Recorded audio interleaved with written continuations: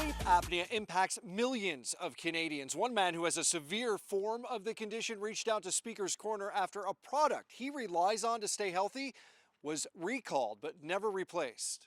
Come on, let's go, girl. Come, let's go, Furby. Go for it. There you go. By day, Bryan Gyene is full of energy, thanks in part to his nighttime routine. The device I'm currently on is made by Philips. It's an adaptive servo ventilator, or an ASV. Gyene, who has a severe form of sleep apnea, purchased the ASV to improve his oxygen intake during sleep. He paid $7,000 several years ago. Life before it? I couldn't drive. I couldn't function. I couldn't read. I was suicidal. But the machine he calls a lifesaver was recalled by Philips Respironics more than 2 years ago after concerns foam pieces could break off, which according to Health Canada could possibly lead to other health issues. I was notified that my machine was part of the recall and that I should receive a machine by Christmas of 2022. Gyene and the vendor where he bought his machine both say they've tried multiple times to reach Philips over the past 2 years. To this date, I still do not have any idea if or when I might be able to receive one. He says alternative devices don't work, so he continues to use the recalled ASV. You're using a machine that could potentially lead to a more serious illness. Do you think about that? You can't not.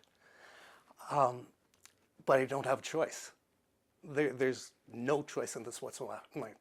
It's a possibility on one hand versus a certainty on the other. So you're just kind of hedging your bets at this juncture? I don't have a choice. I can't function. I can't drive. I can't read. Thankfully, Gyene has not noticed any other health issues while he continues using the machine, but I want a new machine. We need these. This isn't a choice.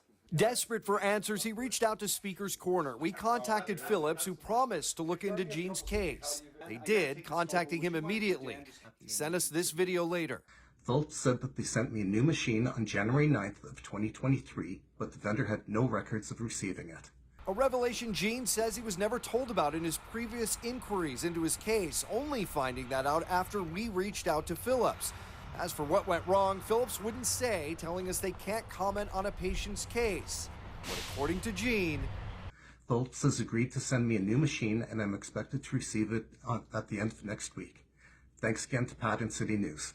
and as always, if you have an issue, story, or question you'd like us to look into, reach out by visiting the Speaker's Corner tab on the City News website.